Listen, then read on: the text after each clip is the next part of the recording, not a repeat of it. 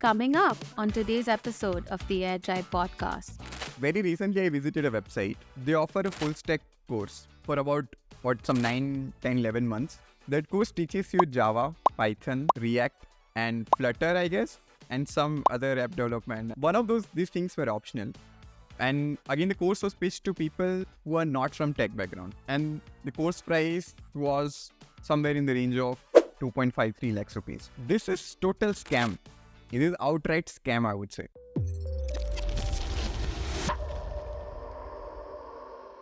Welcome to the 4th episode of the Airtribe Podcast.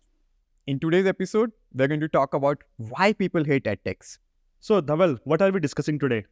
Let's discuss this universal hate edtech companies get from everybody for various different reasons. So, why do you think edtech companies get so much hate? A lot of reasons, but I think one major reason is the whole term edtech. A lot of companies end up prioritizing tech over education. Like, even though I'm a tech co-founder, but I strongly believe that education part is a lot more important in an edtech company.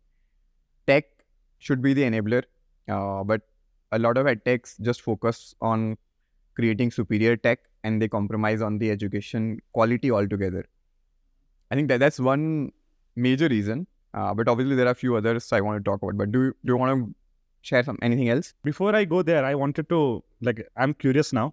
If you are saying many edtech companies prioritize tech over education, what could be the reason for that? I'm not sure. I mean, it all started with whole MOOCs, massively open online courses. With that whole revolution, I actually like all of those platforms, right? And they made sure that everybody and anybody can have access to really high quality education at a very, very cheap cost.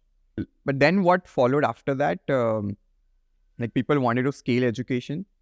But inherently, I feel that MOOCs could scale, but they also compromised on other factors. Like, quality of education was great, but other factors you need on with education, like peer learning, mentorship, guidance from an instructor or from a mentor, all of those things, or you building soft skills, all of those things are not there when we talk about such platforms.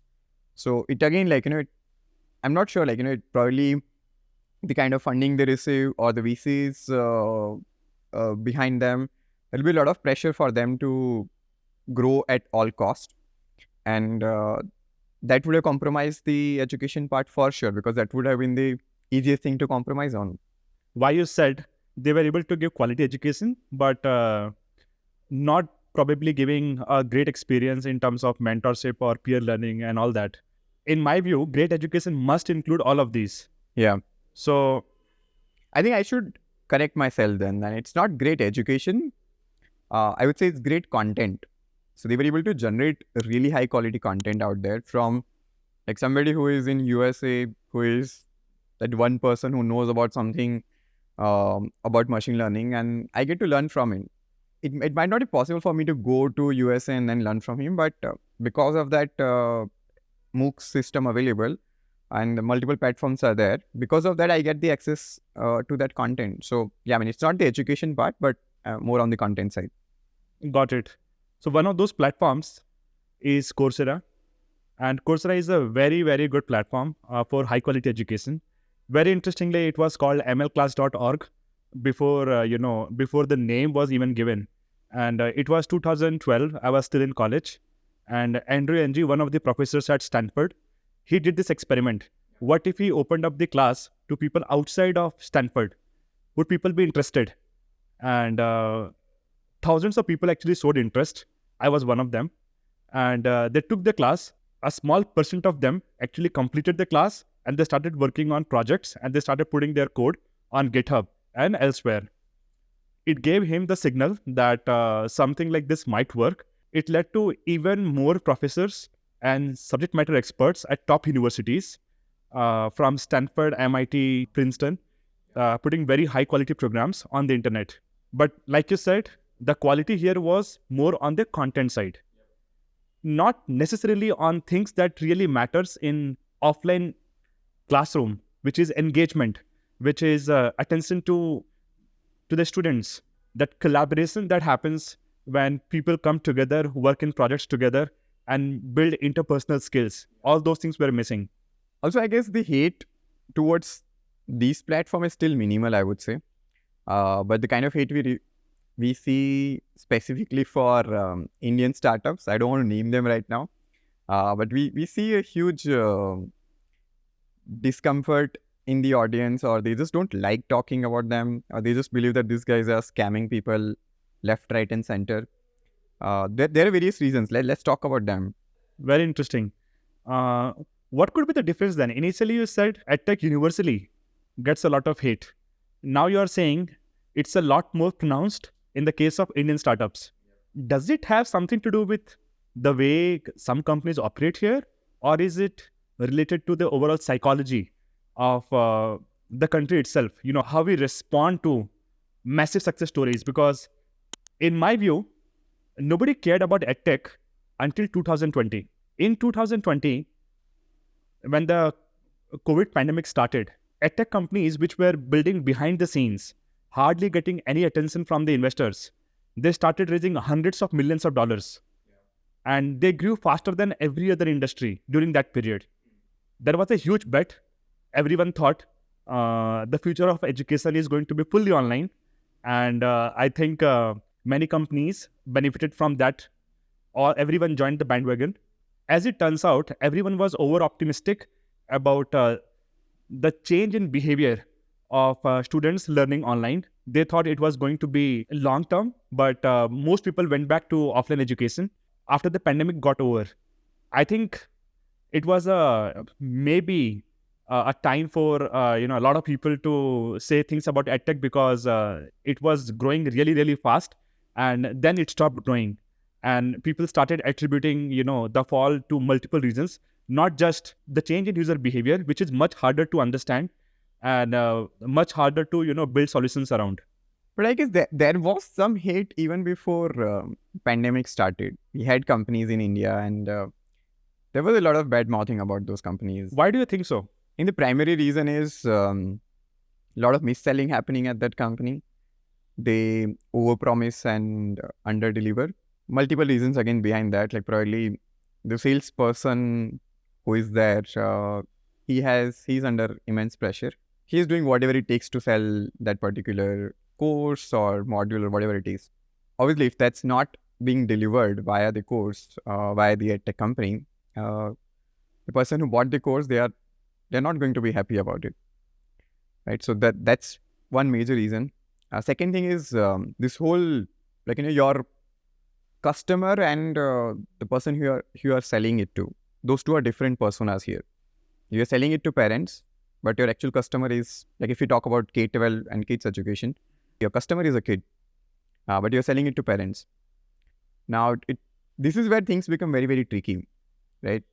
Kid may or may not want to use a product, may or may not like a product, but the parents, you need to show them different dreams about your kid being successful and whatnot. And I don't want to even get into those Wolf Gupta and all of those cases. But yeah, we have heard about those stories and seen what has happened. So I think the primary reason is, the root cause is they promising a lot of stuff and not being able to deliver is the root of all evil, I would say. Got it. There is one thing I can, talk about from my experience. When you talk about over-promise and under-deliver, I think one of the biggest differences I have seen from my time in the US versus India when it comes to EdTech companies. Very interestingly, many of the original MOOC platforms started in the US, but some of the largest EdTech companies in the world are actually now based in India. Mostly propelled by over-optimism around the time COVID was there, and everyone was betting on EdTech companies. In India, I have seen lots of companies saying, you do our course and you will get a placement guarantee, 100% placement guarantee. This is not something I have seen elsewhere. Yeah. And I think it has a lot to do with the overall aspiration of the Indian youth. I think, there is so much of hunger in the country, so much of competition in the country. Everyone wants to, be part of that 1% who makes it.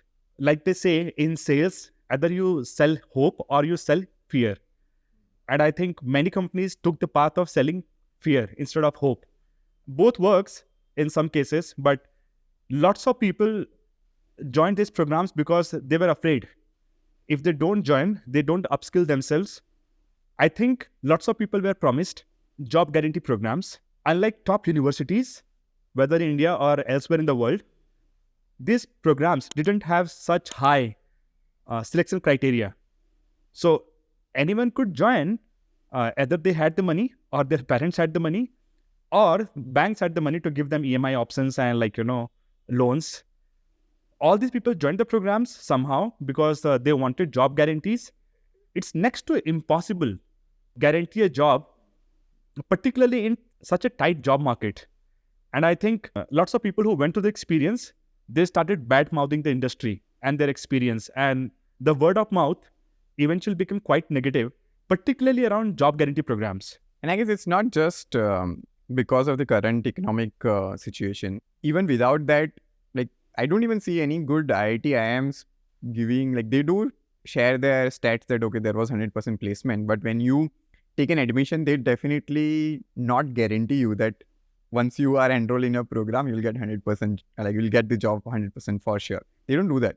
And I'm sure there is a reason behind that, because they also know that it's common sense, right? I mean, it's very hard for you to get a job without working hard in that program, without performing really well in that program. You need to do the hard work. Without that, it's just impossible for you to get a job. You cannot just pay for a program and expect that, okay, after 8, 9, 10 months, I'll graduate with a job. That's not possible. There are definitely lots of students out there who would want to get into the program somehow, but not necessarily, work hard to get get the role. I usually don't talk about other companies, other startups, or other competitors of ours in this space. I actually admire them, most of them actually. Very recently, I visited a website. They offer a full stack course for about, some 9, 10, 11 months. That course teaches you Java, Python, React, and Flutter, I guess, and some other app development. And one of these things were optional. And again, the course was pitched to people who are not from tech background. And the course price was somewhere in the range of 2.53 lakhs rupees. This is total scam. It is outright scam, I would say. First of all, if somebody is coming from a non-tech background, they don't need to learn all of those things. Even before they get the job, they don't need to go through all of these things. They need to probably figure out one single area, either get into front-end or get into app development or get into back-end development. Just do one thing and do it really very well, and then figure out what you want to do. But then this course, which is, I'm sure it is being sold to people who do not even understand tech very, very well, who do not even know what's the future scope looking like. All they want to do is that, okay, they want to get into tech. And this course might be helping some people, but I highly doubt that there are any possible outcomes from this course. How can you even charge so much money and just stuff every random possible thing around engineering and just make sure that because of you have all of those keywords in your program, you can charge more and more. Not just this, if you scroll down on that page and you go to the instructors section, there was somebody who has, again, nothing against that person, first of all, but that person is not in the industry. That person graduated some 25, 30 years back. They are not working professional. They are probably teaching at some college. If they are teaching React.js, I really want to know what React.js they are teaching right now. Because they're so hands-off right now. They don't even know what's the latest trend in the industry right now. I'm not sure what kind of delivery they would be doing, what kind of stuff they would be teaching in the program. Probably sales, I don't know, but this is not even mis-selling or anything like that. This is outright scam, I would say. But I can bet there is a market for this. Like we say, features versus benefits in products. Maybe they took the path of talking a lot about the features that they have. And there is definitely a market where some students are looking to learn all of this because they think it will help them get a job. but it couldn't be far, any further from truth. Absolutely. It's kind of unfortunate, but I have seen this happening with multiple other edtech platforms. And now because of this, the whole edtech industry gets the hate. Like once somebody goes through that program, they don't get the outcomes. Obviously, they are not going to get the outcomes by going through such program. Then they lose the whole faith on online education, on any such other player out there. I guess it's just damages the whole industry altogether. Like that one player or such players doing such bad practices. It's really short term good for them, but in the long term, I think it's damaging the whole industry. Let's take a step back and think about how universities work, their impact on students. Let's talk about India. There may be not more than 20, 30 good colleges for engineering education, for example. There are lots of tier 2, tier 3 colleges. If you talk about any tier 3 college, they also probably, promise a lot to the students because they need to get them admitted into the programs, but they end up not delivering. Going by what you are saying, that should affect the overall value of engineering education. But has it? And they do deliver degree, even if it carries value or not, but they still get you the degree, which is, we like it or not, but that's the unfortunate reality that degrees do matter. Do they still matter in the world of startups where so many founders on Twitter, they talk about we value skills over your degrees. We don't even care which college you went to, as long as you have the right set of skills and you do well in the interviews. And if the question is, do they matter to me or the startup founders? I don't think the answer is yes. They don't matter.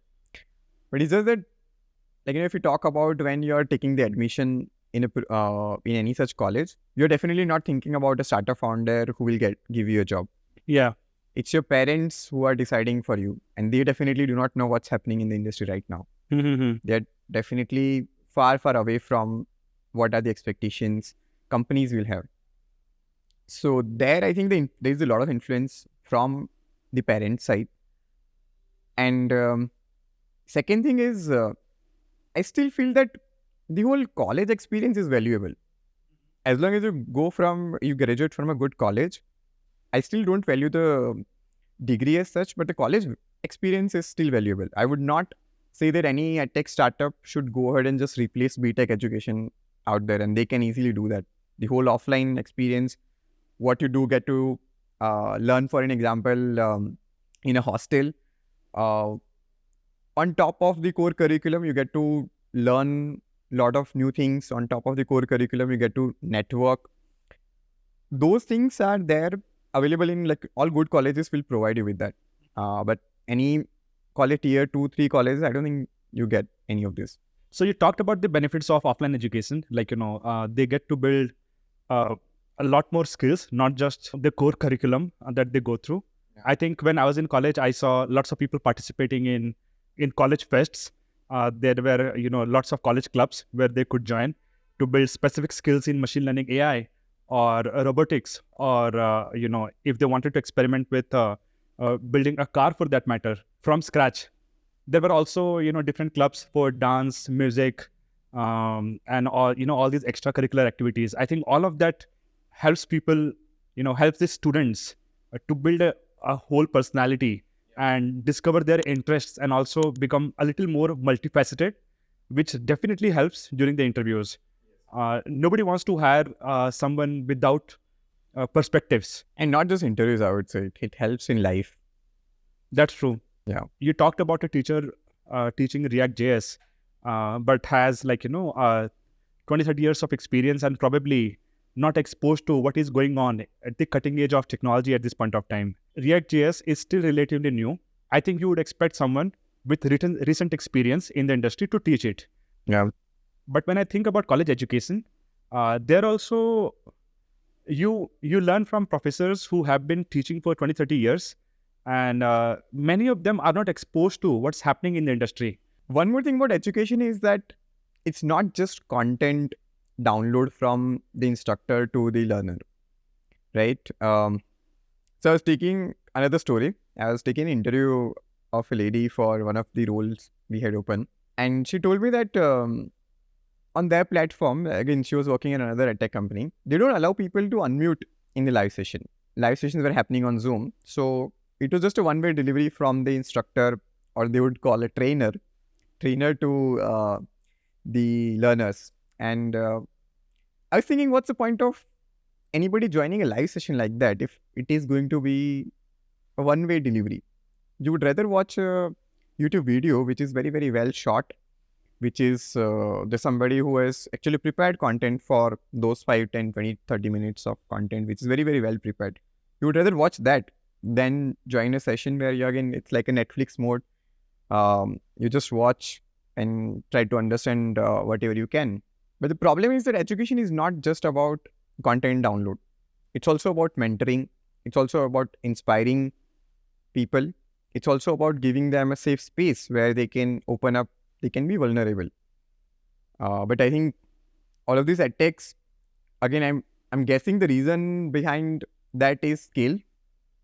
They wanted to scale and they had to put in a lot of standardization. But again, everything came at the cost of education, high quality education.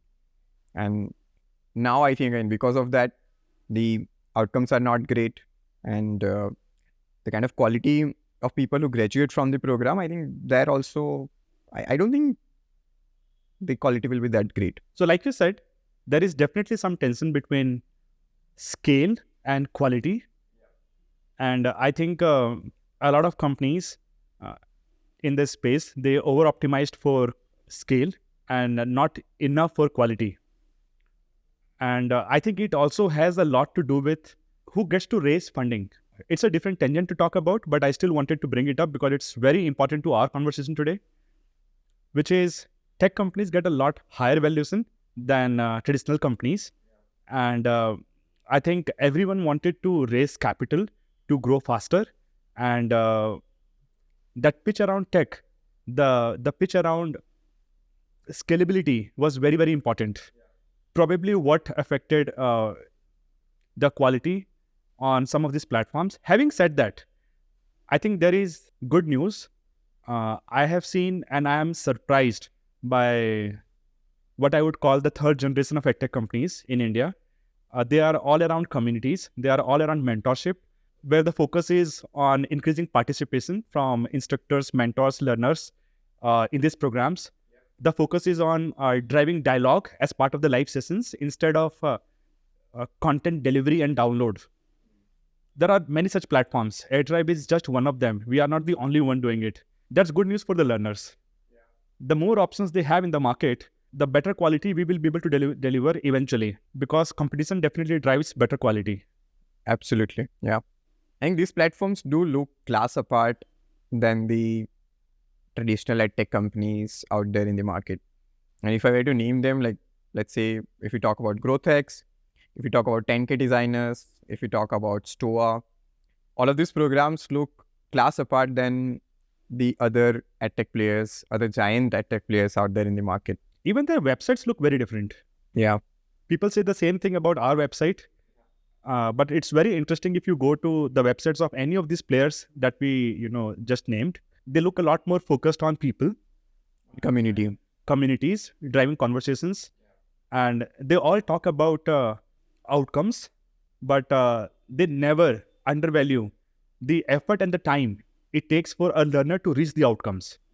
Very interestingly, all these companies do not fit the category of hyper-growth companies at this point of time.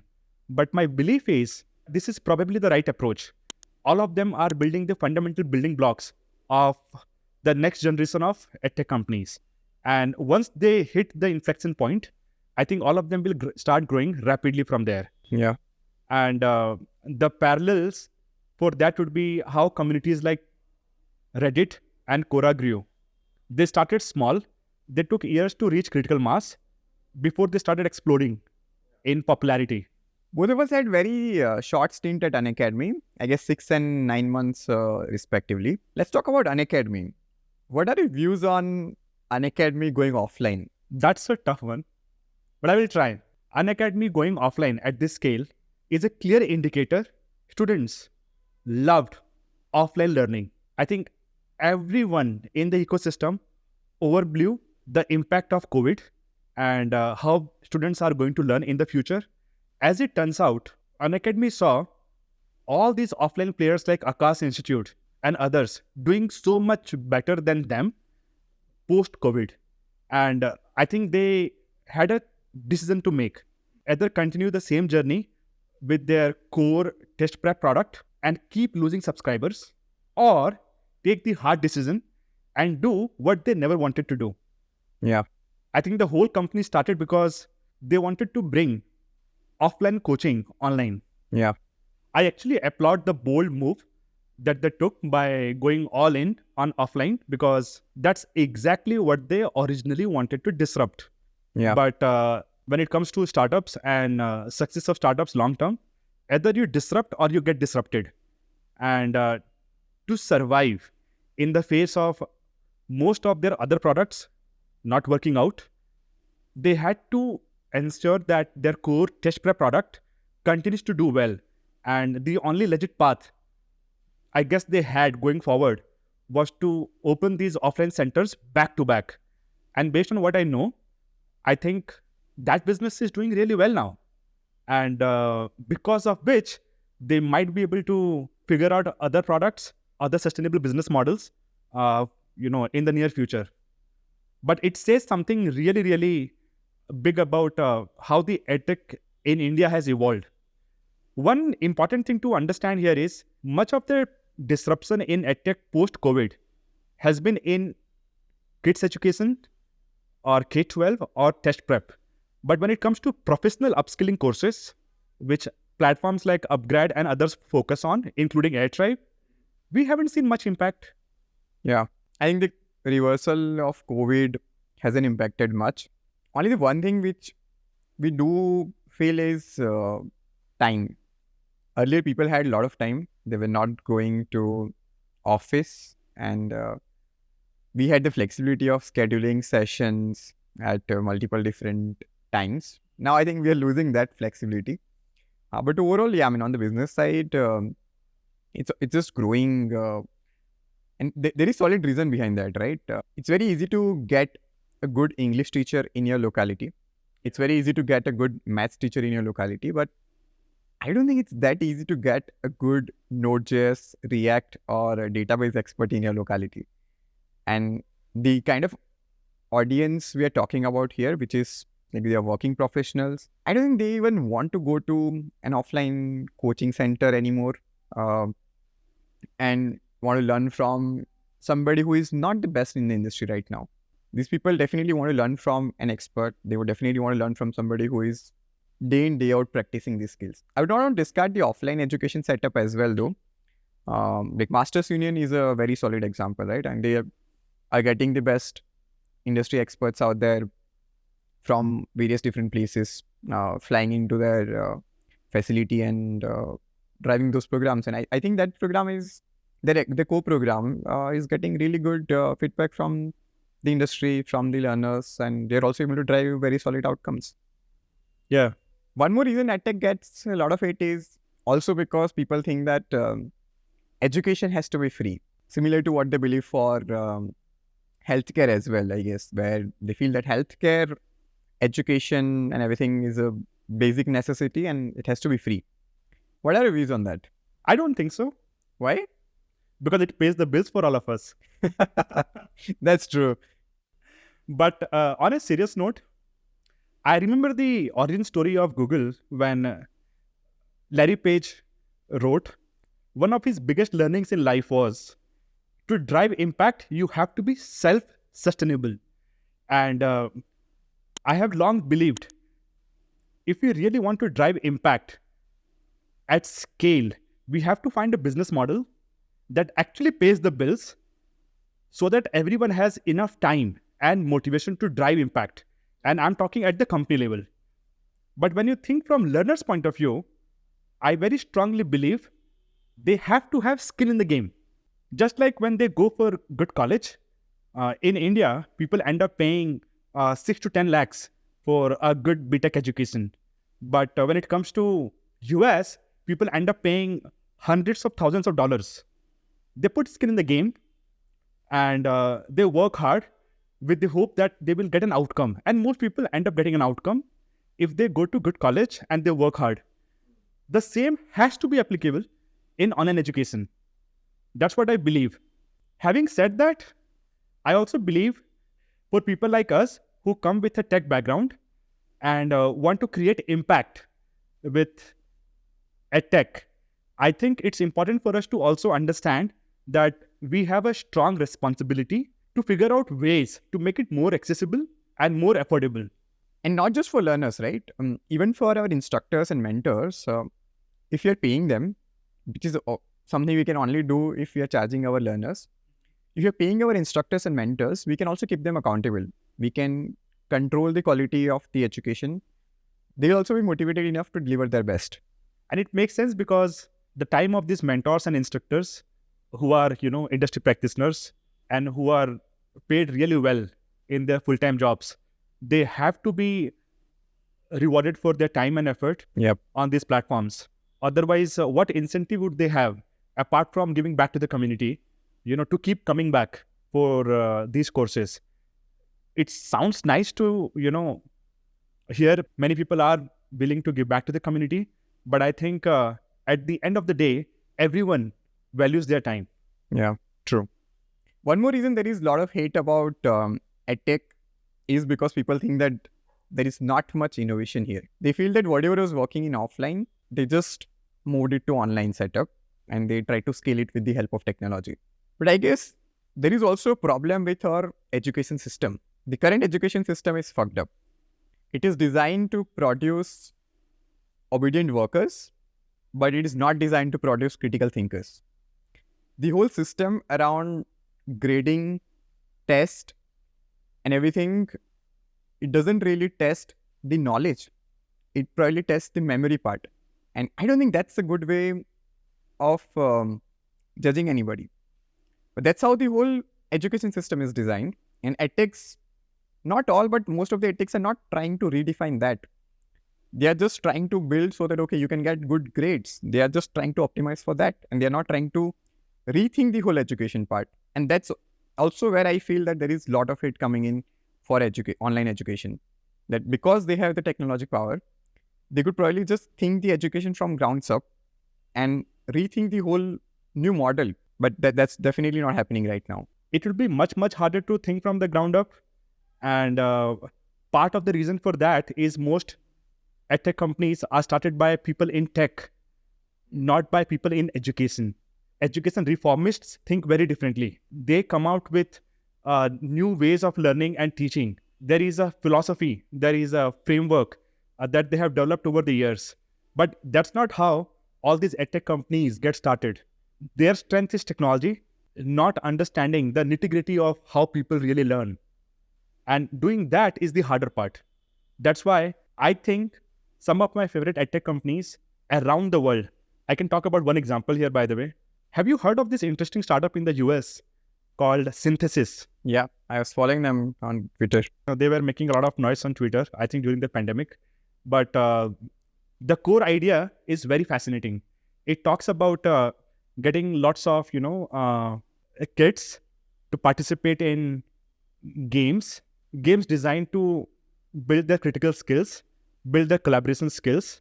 And it was originally started as an experiment at SpaceX, supposed to help families of employees working at SpaceX.